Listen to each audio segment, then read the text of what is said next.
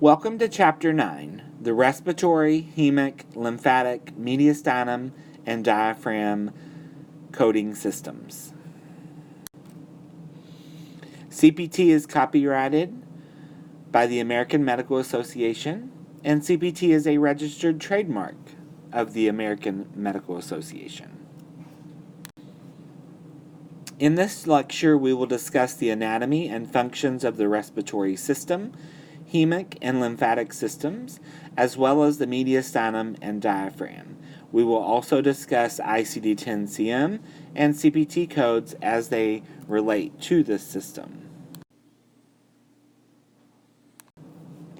The respiratory system consists of air passages and lungs supplying oxygen and eliminating carbon dioxide.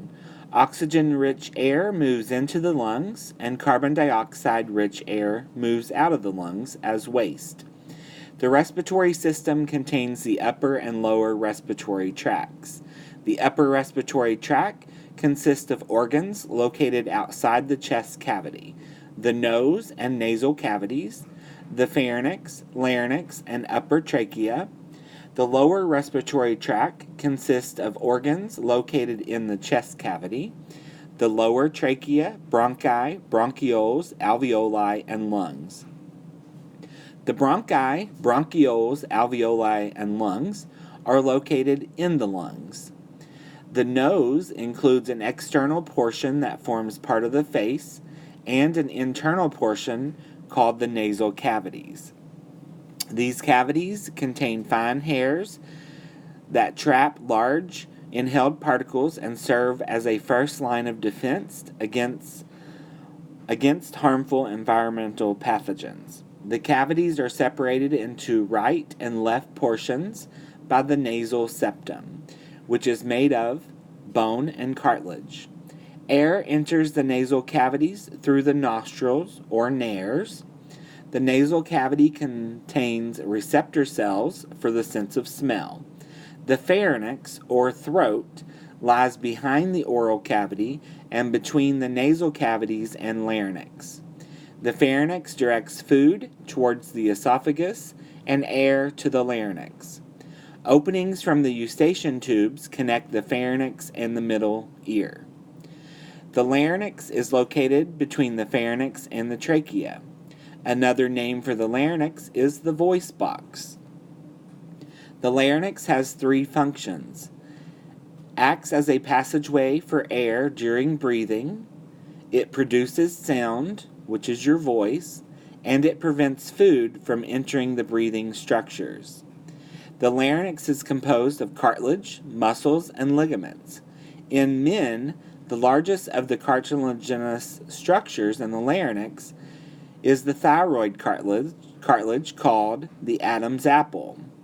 Also in the larynx is the epiglottis. Located at the top of the larynx, it covers the opening of the trachea during eating, so food does not enter the lungs.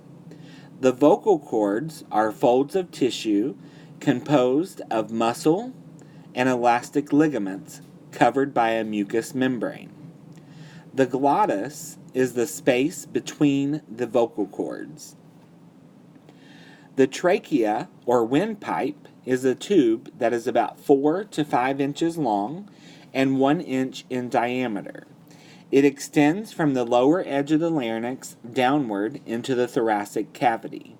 It splits into right and left bronchi. Where the trachea splits, this bifurcation is called the carina. C-A-R-I-N-A. The carina is very sensitive. Touching it during suctioning results in extreme coughing. The trachea conducts air to and from the lungs. The bronchial tree is comprised of the bronchi, the bronchioles, and the alveoli. The right and left primary bronchi are formed as the lower part of the trachea divides into two tubes. The primary bronchi enter the lungs at a region called the hilum, or hilus. The bronchi branch into secondary and tertiary bronchi, getting progressively smaller. Bronchi divide into smaller tubules called bronchioles. Bronchioles regulate flow of air to the alveoli. The lungs have divisions or lobes. The right lung has 3 lobes, and the left lung has 2 lobes. The right lung is larger and heavier than the left lung, but it is shorter and wider. The primary function of the lungs is oxygenation of blood. Most of the respiratory organs are concerned with movement or conduction of air through the respiratory passages. Alveoli are tiny air sacs located at the end of the respiratory passages. This is where gas is exchanged. Oxygen and carbon dioxide is exchanged between the inspired air and the circulating blood in capillaries. A pulmonary capillary surrounds each alveolus. Each lung sits in a pleural cavity, the mediastinum. The central cavity of the chest sits between them. The lung is covered with a layer of pleura, which is known as the visceral pleura, and the chest cavity is lined with pleura, called the parietal pleura, creating a potential space between these layers of pleura. One way to think of this is if you have a partially inflated balloon and you place your fist into the balloon, the fist, or lung, is covered intimately by a layer of balloon, or visceral pleura, and this layer is pushed up against the outer layer, which is the parietal pleura of the balloon. When working well, these layers slide on each other with only a small amount of lubricating fluid between them.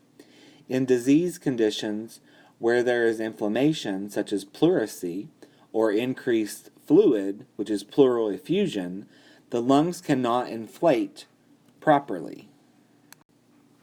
The respiratory system as a whole is quite susceptible to disease. This is perhaps due to constant contact with the outside world of pollution and infections. Common infections include rhinitis, sinusitis, pharyngitis, laryngitis, tracheitis, bronchitis, and pneumonitis or pneumonia. The respiratory system is also quite susceptible to cancer and allergic conditions. Acute respiratory infections are common. Acute indicates rapid onset and generally short-term course of infection. A URI, or upper respiratory infection, or ARI, which is acute respiratory infection, these are leading causes of acute illnesses in the world. Infections are most often viral, but can also be bacterial or fungal. When reporting these conditions, codes are listed by anatomy. Other diseases of the upper respiratory system include conditions like nasal polyps and chronic conditions. Pneumonia and influenza are more serious infections. Pneumonia is inflammation of the lung parenchyma. The functional unit of the lung, the alveoli, become filled with exudate of inflammatory cells. Most cases of pneumonia are infectious, but can be caused by chemical inhalation or even trauma. COPD is a chronic obstructive pulmonary disease, and it is a general term used for those diseases with permanent or temporary narrowing of small bronchi. Laryngitis is an inflammation of the mucous membrane of the larynx. This is often associated with losing your voice. This is due to irritation and inflammation of the vocal cords and is described as with or without obstruction. Croup is also called laryngotracheobronchitis. It occurs in infants and young children and is caused by parainfluenza viruses, but can be caused by RSV, which is respiratory syncytial virus, and other viruses. It is characterized by difficult and noisy respiration and a hoarse or barking cough. Breathing can become difficult. It is usually treated at home with a cool mist vaporizer. RSV is the leading cause of respiratory infections in children. It causes an acute bronchiolitis, inflammation of the small airways in the lung, and can result in pneumonia. Hospitalization is often required. Those at risk are premature infants, children less than 2 years of age, children with compromised immune systems, and adults with compromised immune systems, or those over the age of 65. Risk is the greatest from November to April. RSV is spread by coughing and sneezing. There is no vaccine yet to prevent RSV. Pansinusitis is used when all sinuses are affected on one or both sides of the nose. When reporting sinusitis in 2 or more sinuses and documentation does not indicate pansinusitis, report a code from subcategory J01.8 or code J32.8. Pansinusitis codes are selected on its condition, being acute, chronic, or acute recurrent. Pneumonia, like acute respiratory infection, ARI, can be caused by a virus, fungi, or bacteria. ARI can lead to pneumonia if not treated. Influenza, or the flu, is an acute infectious respiratory disease caused by the influenza virus. It is characterized by sudden onset of chills, fever of short duration, severe prostration, headache, muscle aches, and a cough. It commonly occurs in epidemics. Flu can be very dangerous to the very young and elderly. As the name implies, COPD, chronic obstructive pulmonary disease, is a long-term illness. A person can have COPD for a long time. Frequently, it is not obvious what the underlying disorder is, and the disease can be very progressive. Asthma is an inflammatory disease of the lungs. It is characterized by reversible airway obstruction. Symptoms of asthma include wheezing and shortness of breath. Dyspnea, a common symptom of asthma, is shortness of breath or distress in breathing. The difficulty in breathing is caused by constriction of the bronchioles, affecting the inhalation of air. This constriction can be caused by an allergen or an allergic response. Bronchitis is inflammation of the mucous membranes of the bronchial tubes. Bronchitis can be both acute and chronic. Acute bronchitis can occur during the course of an acute viral illness such as the flu. Viruses cause about 90% of cases of acute bronchitis. Bacteria, less than 10%. Chronic bronchitis is a type of COPD and is caused by recurrent injury to the airways caused by inhaled irritants such as cigarette smoke. Pneumoconiosis is inflammation commonly leading to fibrosis of the lungs, caused by the inhalation of dust in various occupations. It is characterized by pain in the chest, cough with little or no production of sputum, dyspnea, fatigue, and cyanosis. Empyema is pus in a body cavity. In this case, it is pus in the pleural cavity, also known as a pyothorax. A pneumothorax is the presence of air or gas in the pleural cavity. Pneumo, air, thorax, chest. As described earlier, the area between the pleura, or the pleural cavity, is a potential space. This is important in inflation of the lungs. When the diaphragm descends, the lungs inflate. If there is a pneumothorax, the negative pressure is lost and the lungs will not inflate. Interstitial lung disease is also known as diffuse laryngeal lung disease. This is a group of lung disorders affecting the tissue around the sacs of the lungs. It results from pulmonary fibrosis or scarring of lung tissue due to inhaled substances. Pulmonary edema is the accumulation of fluid within the lungs. This fluid can create pressure that impairs oxygenation of blood. The result is difficulty breathing, which is dyspnea, cyanosis, which is bluish appearance, tachycardia, which is rapid heartbeat, and other symptoms. Z codes are diagnosis codes used to describe an encounter for a service or an additional factor to be noted when a patient is receiving care for a current illness or injury. Z codes report family and personal history of conditions of respiratory disease. Screenings and status codes are listed as Z codes as well, as circumstances other than disease or injury.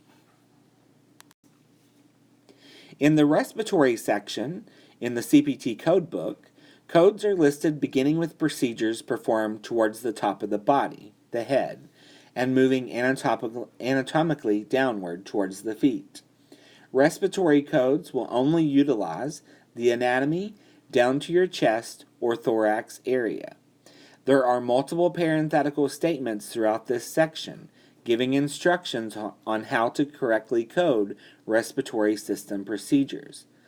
The information in parentheses will apply to the codes or codes directly above the parentheses, not to those codes directly below the parentheses. So please pay close attention to your parentheticals. Unless otherwise specified by a parenthetical statement or in the code descriptor itself, most of the codes are unilateral in nature. This is very important to remember. When a bilateral procedure is performed and documented, we would use the modifier 50, unless there are directions that the procedure is already inherently bilateral. The respiratory system in CPT is listed in the surgery section beginning at code 30000. As the gateway to the respiratory system, the nose is listed first. Rhino refers to nose. For example, rhinalgia is pain in the nose.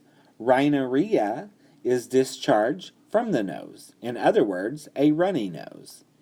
Incisional codes at the beginning of this section deal with drainage of an abscess or hematoma. Sometimes a broken nose or soft tissue injury causes a septal hematoma, resulting in difficulty breathing and nasal congestion. A physician would make an incision into the hematoma to drain it. The excision section of codes for the nose contains biopsy codes and codes to report excision of nasal polyps. Nasal polyps are growths of mucous membrane into the nasal cavity. They can be associated with chronic inflammation of the lining of the nasal passages and sinuses. Polyps are commonly seen in adults with chronic sinusitis. Procedures for nasal polyp excision can be simple or extensive and may be bilateral, which would require the use of modifier 50. Be aware these codes are used for removal of one or multiple polyps due to the S in parentheses of the word polyp or polyps. When a description is listed with an S in parentheses, the code is reported one time regardless of how many polyps are removed. Excision or destruction of lesions in the nasal cavity are reported by the approach first. Remember, destruction is a surgical procedure wherein the physician uses techniques such as lasers, cryotherapy, or electrocautery to get rid of a lesion rather than cutting them out. There are codes to report cyst removal and turbinate excisions and resections. Turbinates are small, soft bones found in the nose, 3 on either side. Turbinates control and maintain airflow. These bones can get in the way of breathing due to swelling, enlargement, or congenital problems. When they become diseased, they may have to be removed. When coding removal of turbinate, the codes are reported per turbinate, not per side of the nose. You could end up reporting a total of 6 turbinate removals. A rhinectomy is removal of the nose. Obviously, this is a very radical procedure. Rhinectomy is performed in the case of a deep cancer of the skin of the nose, or a bad case of frostbite damages the skin, requiring removal of the necrosed or dead tissue. The procedure can be either partial or total.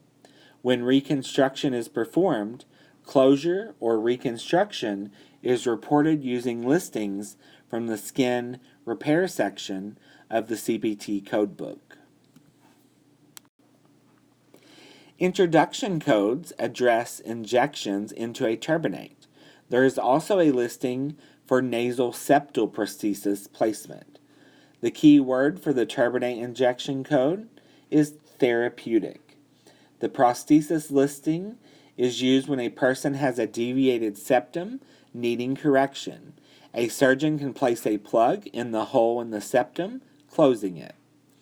Codes for removal of a foreign body in the nose follow.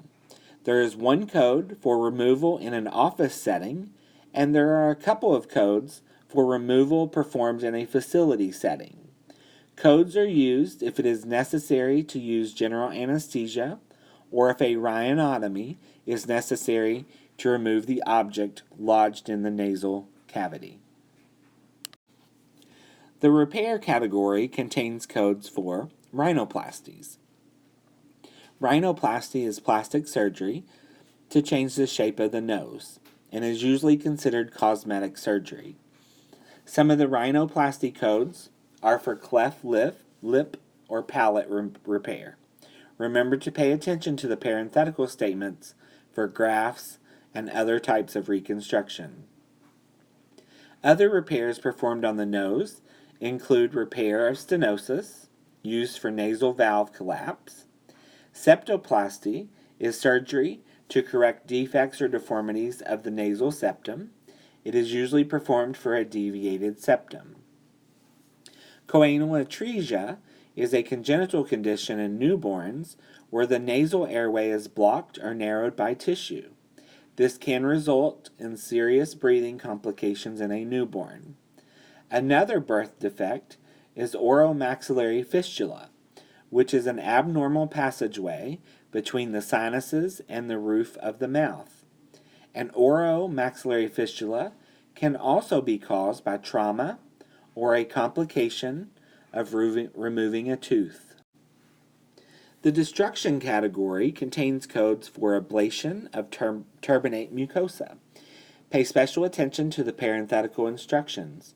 Note these codes are used whether the procedure is done unilaterally or bilaterally. Therefore, modifier 50 would not be applicable.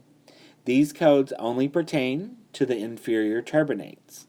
Refer to the unlisted code for ablation of the superior or middle turbinates. Other procedures performed on the nose include codes for the fracturing of the turbinates, as well as the control of simple or complex nasal hemorrhage. This is commonly known as a nosebleed or an epistaxis. Accessory sinuses, also called paranasal sinuses, include frontal, ethmoidal, sphenoidal, and maxillary. The frontal sinuses are above the eyes. The maxillary sinuses are in the cheekbones inferior to the eyes. Incision codes are used to report open procedures. Remember, open procedures are those done by incisions into the body area as opposed to using a scope or an endoscope. Here we have codes for lavage, which means washing out, of the maxillary and sphenoid sinuses. Also listed are sinusotomies, which is an incision into a sinus, of the maxillary, sphenoid, and frontal sinuses. Sinusotomies are performed to accomplish drainage of fluid from a sinus, remove a polyp or excess mucosa, or to obtain a biopsy. Watch for words such as unilateral and bilateral for different approaches. Remember, approach is how you went about getting there to do the procedure. Also take note of the various types of sinusotomies, such as sphenoid, maxillary, and frontal. With frontal sinusotomies, diseased tissue is removed. Key words are found in the actual code descriptors and in the parenthetical instructions. Listed next are the endoscopic codes for the accessory sinuses. There are some short instructional paragraphs worth reviewing. Remember, a surgical endoscopy always includes a diagnostic endoscopy and a sinusotomy. Codes for diagnostic evaluation refer to the use of a nasal sinus endoscope to inspect the interior of the nasal cavity as well as the middle and superior meatus, the turbinates, and the sphenoethmoid recess. When a diagnostic evaluation is performed, all these areas are inspected and a separate code is not reported for each individual area. There are listings for diagnostic and surgical endoscopies in the different sinuses. Endoscopies with biopsies, exploration and ectomies or removals. Sinus endoscopies can be used to relieve nasal blockages and facial pain, as well as to improve breathing, smell, and taste. Knowing medical terminology and anatomy of the sinuses is very important when coding for nasal or sinus endoscopies. For example, you will need to know that a dacrocystorhinostomy involves fistulization, or formation of a fistula, of the lacrimal sac into the nasal cavity. Another example is the concha bullosa, refers to ballooning or enlargement of the nasal turbinate. Concha is spelled C-O-N-C-H-A. Bullosa is B-U-L-L-O-S-A. And we said that means referring to ballooning or enlargement of the nasal turbinate.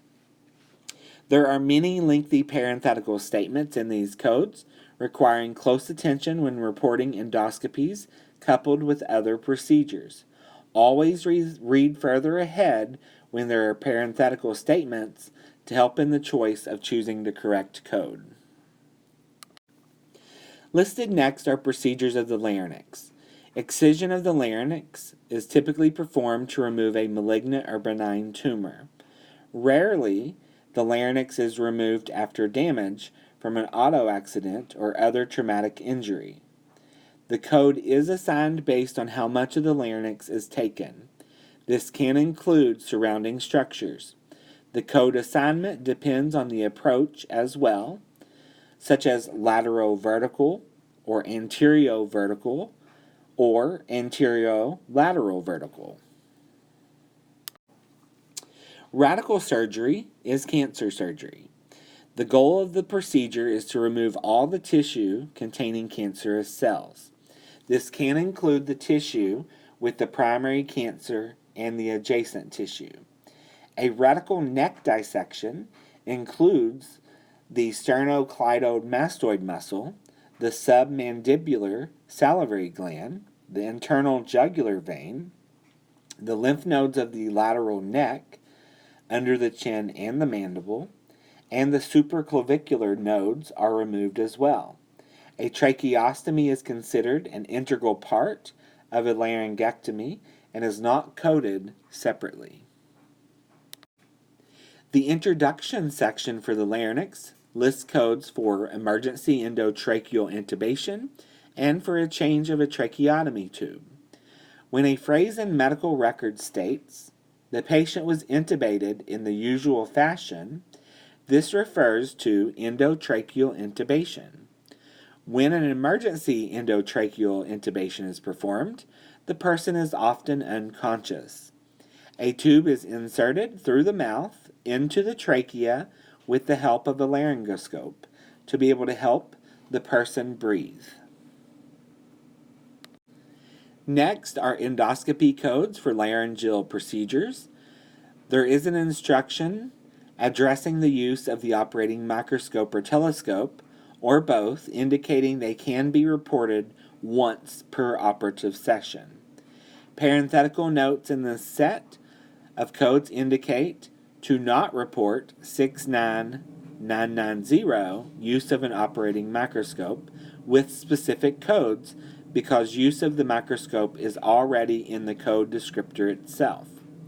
There are direct and indirect procedures.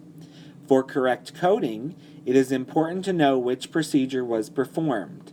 Direct procedures indicate a bronchoscope is inserted through the laryngoscope for visualization of anatomical structures. Indirect procedures means the structures are viewed using a laryngoscopic mirrored reflection. Some of these codes are used to report tumor excision, biopsies, and vocal cord injection and stripping. There are also specific codes for reporting when a flexible fiber optic scope is used to perform a laryngoscopy. Listed next are the codes for repair of the larynx in situations due to stenosis, which is a narrowing of the airway. This can occur with scarring due to a burn or a laryngeal web. A laryngeal web is a congenital malformation of tissue between the vocal folds. Tracheotomy is not reported separately. It is included in the code. Listed under destruction, there is one code for sectioning or cutting the recurrent laryngeal nerve. This is sometimes performed for laryngeal nerve palsy or spastic dysphonia. Another name for the trachea is the windpipe. It is composed of 16 to 20 rings of cartilage connected by a membrane. A tracheotomy is an incision through the neck into the trachea to allow breathing. This can be performed in acute emergent situations or for long-term mechanical ventilation, such as when a patient is in a coma. It is performed when there is a blockage of the upper respiratory tract or when a long-term breathing tube is needed. The terms tracheotomy and tracheostomy are often used interchangeably. There is a specific code for revision of tracheostoma revision. Bronchoscopies can be performed through a tracheostomy called a tracheobronchoscopy. EBUS, or an endobronchial ultrasound, can be performed in the case of malignancy, infections, and inflammatory diseases of the lungs. This is an add-on code, and it is a technique via needle aspiration to obtain tissue or fluid samples from the lungs and surrounding lymph nodes.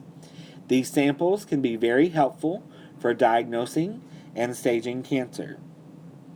This procedure is less invasive than other procedures. There are a lot of bronchoscopy codes.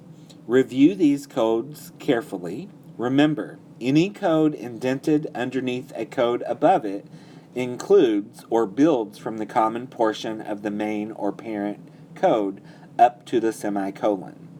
The common portion of the parent code pertains to each indented code beneath it. For example, codes 31622 through 31651 are one bracket since they share the common description of bronchoscopy, rigid or flexible, including fluoroscopy guidance when performed. From code 31622. There are specific differences in the codes, such as diagnostic in 31622, whereas brushing is in 31623, and alveolar lavage in 31624, and so on. This subsection lists bronchial and lung biopsies performed through a bronchoscopy, foreign body removals, and stent or catheter placements. Rigid or flexible scopes are also listed here. Read the parenthetical statements carefully and follow their instructions. Bronchial thermoplasty is a non-drug procedure for patients over the age of 18 with severe persistent asthma. Code selection is based on the number of lobes treated. Next listed are the introduction codes for the trachea and bronchi describing catheterization with bronchial brush biopsy, aspiration and placement of a needle wire dilator or stent, or indwelling tube for oxygen therapy.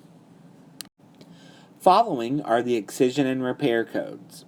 Reconstruction of the carina is usually performed after removal of a cancer involving the carina. Recall that the carina is the cartilaginous projection of the last tracheal ring.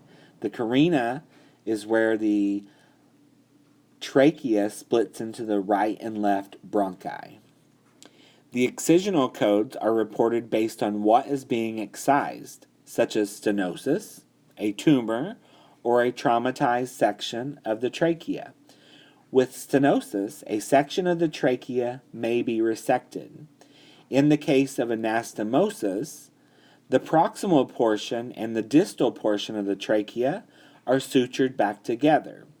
The last couple of codes in excision and repair report closing a tracheostomy or for a tracheostomy scar revision, which can be performed after the removal of a tracheostomy. Incisional codes for the lungs and pleura contains codes for thoracotomies and pneumonostomies. The thoracotomy is an incision between two ribs to access the lung. Once the lung is assessed, a biopsy can be taken. Also, it is possible to explore the lung and pleura from this approach as well. Procedure codes for thoracotomies are selected based on the procedure performed once the chest wall has been opened and access has been gained to the lung. Thoracotomies are typically performed to treat a lung abscess, lung cancer, or blebs. Blebs are balloon-like sacs that press on the lung and are also known as lung cyst. Pneumonostomy codes report incising into the lungs to drain an abscess or cyst. There are also codes for pleural scarification, where we create scar tissue, to treat repeat pneumothoraxes, and some decortication codes. Recall the potential space between the visceral and the parietal pleura. With recurrent pneumothorax, it may become necessary to eliminate the potential space by scarring the two layers of pleura together so the lung can expand. Decortication is the removal of a constricting layer of tissue, such as scar tissue, from the surface of the lungs to allow for full lung expansion. Lung and pleural excision codes describe percutaneous needle biopsies and open biopsies of lung and pleural tissues. Remember, percutaneous means through the skin. For percutaneous biopsies, imaging guidance is frequently used. For open biopsies, the notation under direct visualization may be in the medical record. There are additional codes to report if the procedure performed involves imaging guidance. In one parenthetical note, we are advised to use different codes for fine needle aspiration. In another parenthetical statement, we are shown which two codes are to be reported for the pathological evaluation of the specimen. The removal codes list the pneumonectomy and resection codes. These codes address whether an entire lung or a single lobe or a segment is removed, as well as if different set resections are performed. The major types of lung surgery include wedge resection, which is also called a segmentectomy, which is a removal of a small wedge-shaped piece of lung, a lobectomy, which is removal of an entire lobe of a lung, and a pneumonectomy, which is removal of an entire lung. The introduction and removal section includes codes for insertion and removal of a pleural catheter, thoracostomy with tube placement, a thoracentesis, and the procedures for pleural drainage. Following lung surgery, often a chest tube is placed with a water seal to drain fluid and blood out of the chest cavity. It also helps to maintain a negative pressure so the lung can expand. The chest tube helps the lung refill with air and can be left in for several days. This is a tube thoracostomy.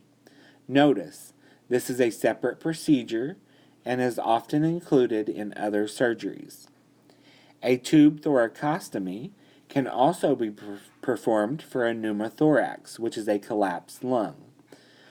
Can also be performed for infection or persistent pleural effusion. These procedures use larger tubes than used in performing a thoracentesis. Thoracentesis is performed using a needle or a catheter. There is an excellent picture of a thoracentesis in the CPT codebook in the introduction and removal section of codes. A thoracentesis is often performed to insert a chest tube to be able to remove fluid or air from the pleural space.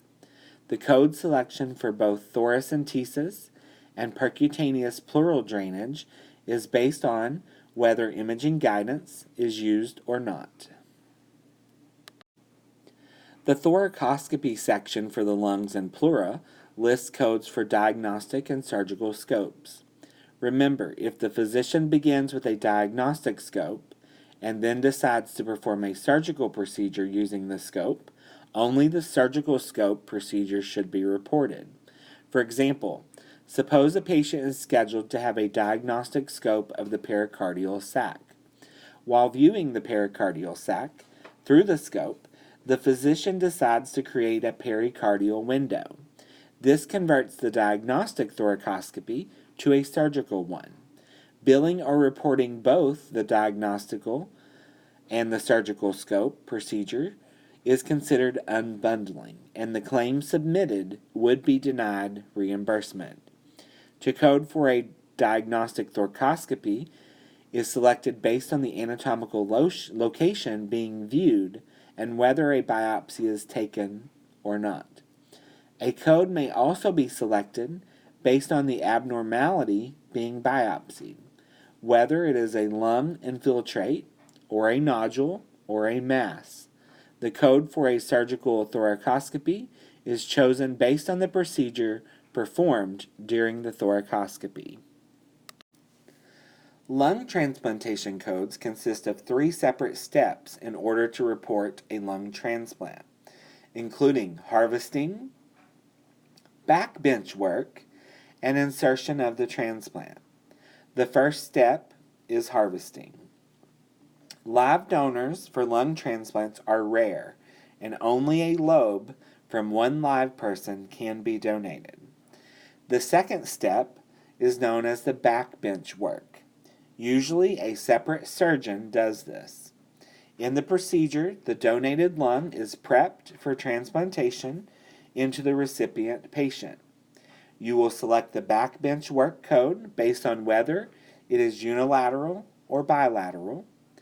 The third and last stage of a lung transplant is insertion of the lung or lung lobes into the patient receiving the transplant. Make sure to review the instructional paragraphs regarding these 3 stages for lung transplantation in your CPT codebook.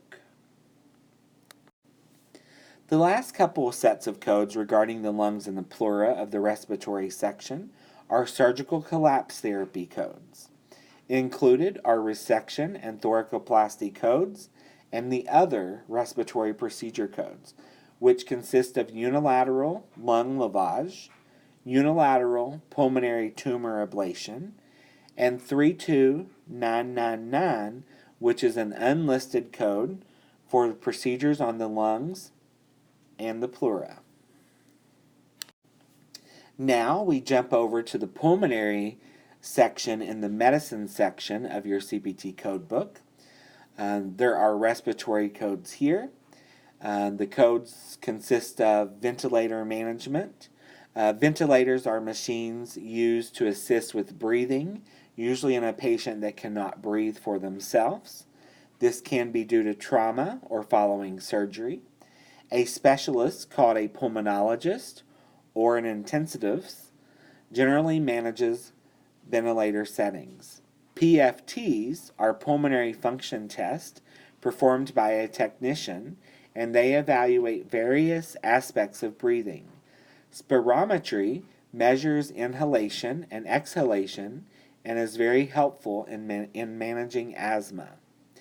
Other pulmonary testing is used to evaluate specific aspects of breathing.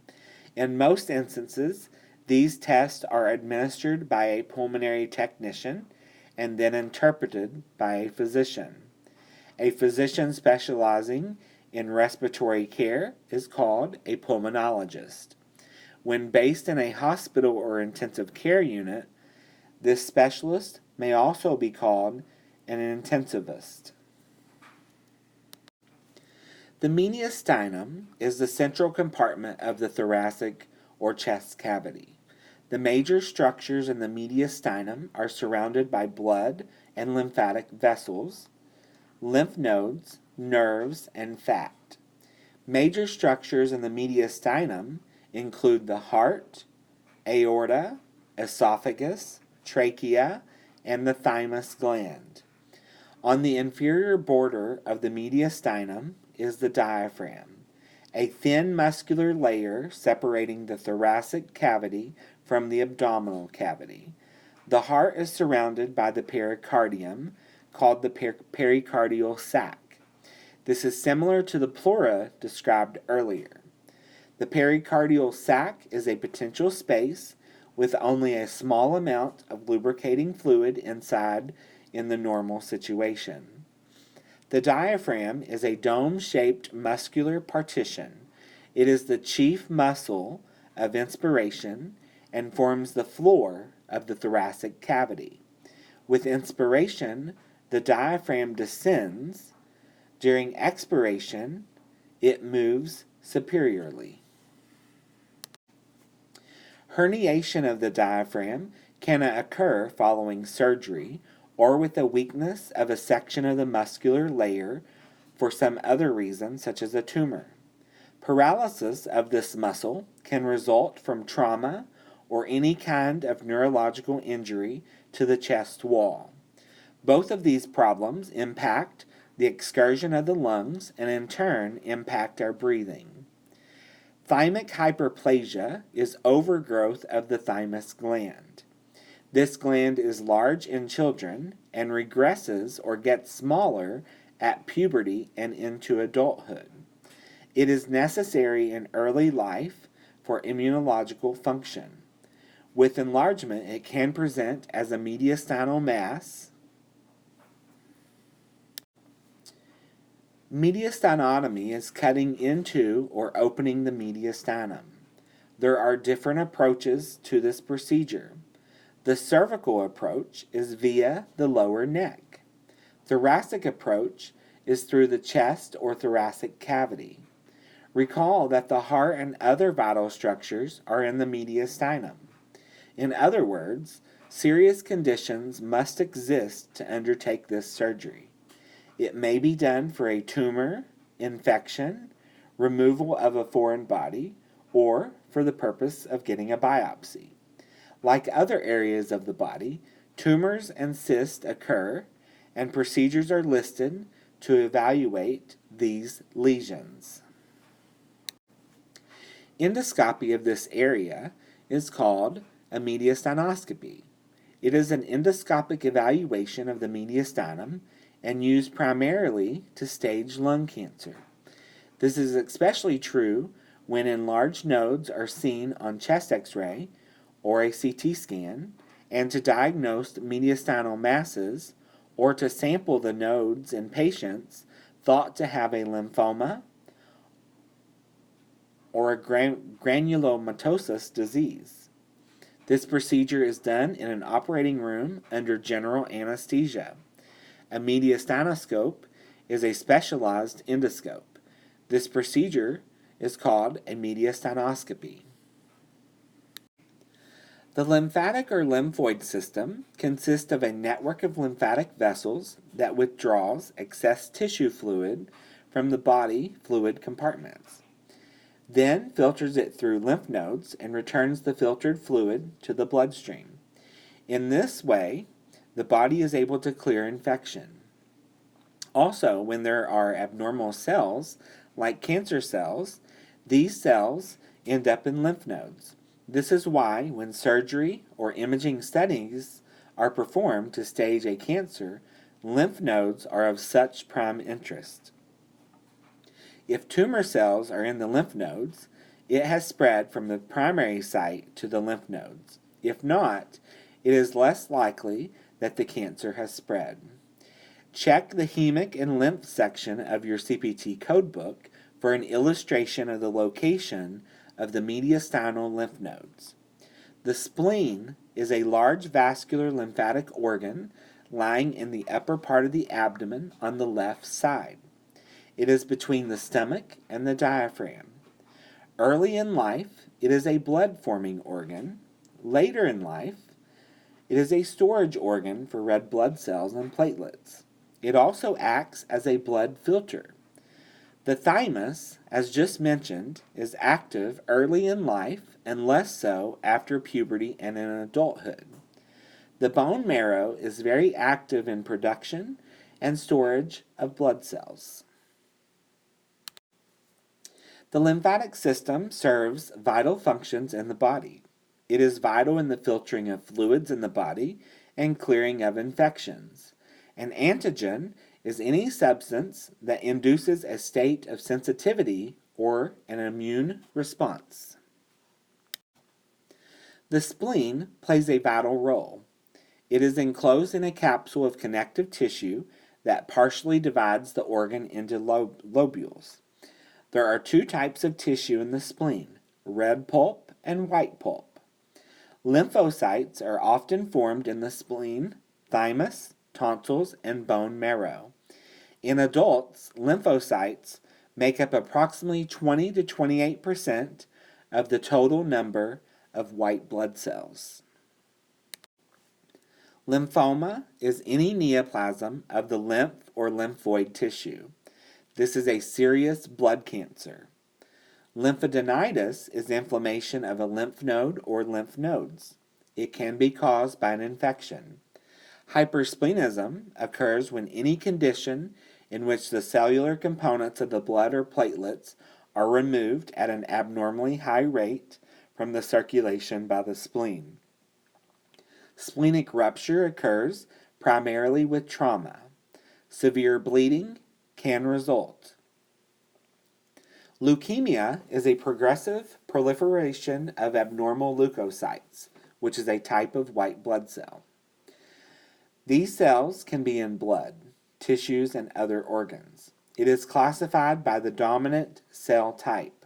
Symptoms can be anemia, hemorrhage, and enlargement of lymph nodes or the spleen. Leukemia can be acute and chronic. When flow of lymph fluid is blocked by surgery, lymph fluid can collect in portions of the body. This is called lymphedema.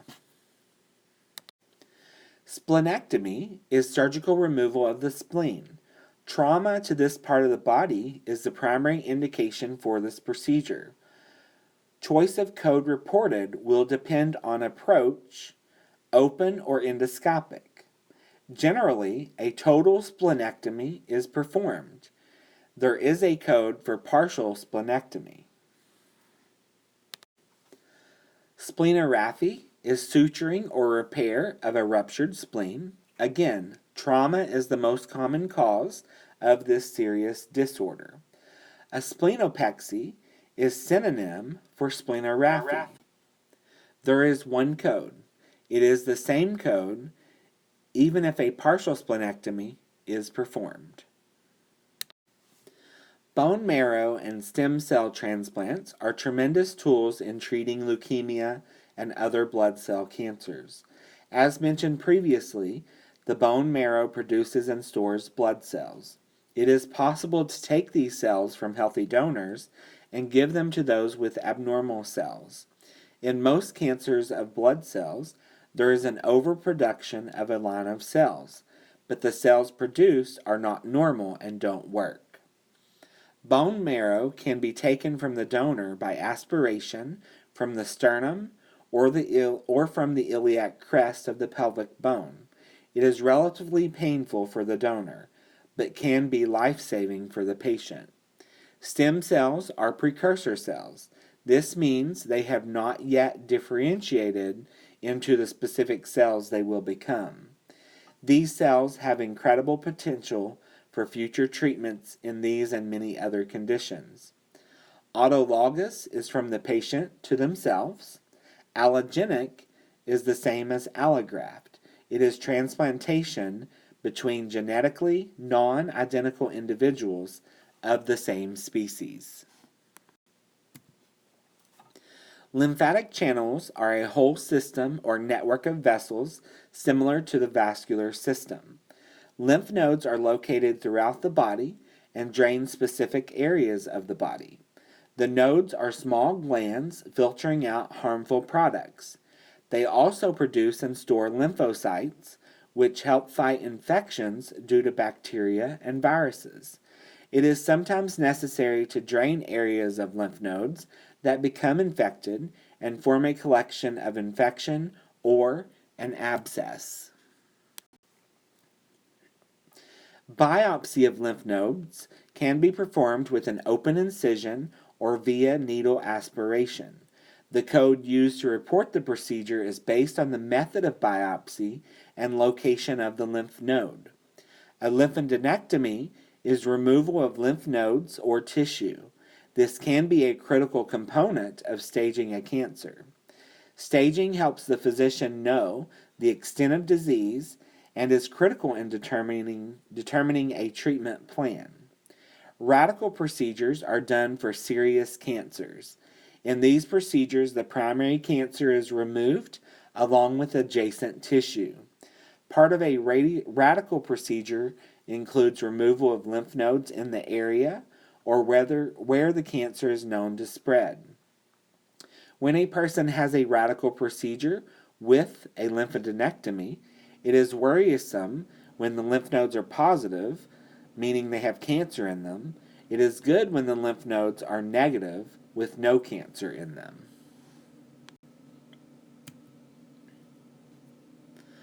Lymphangiography is a radiological demonstration of lymphatics and lymph nodes following the injection of a contrast medium. Lymphography is a synonym. The term sentinel node is used in medical records. This means the first lymph node to receive lymphatic drainage from a malignant tumor. The sentinel node is used in melanoma, breast, and other cancers as predictive of the spread of the disease. If the sentinel node is negative, more distal nodes are also likely to be free of metastasis or spread of the cancer. And this concludes our lecture for Chapter 9, the respiratory system. Be sure to review your chapters, read your chapters, review your assignments prior to taking your quiz for the chapter, and be sure to study everything that you're not sure of. Reach out to me if you have any questions, as all of this is in preparation of you taking and completing your national certification coding exam.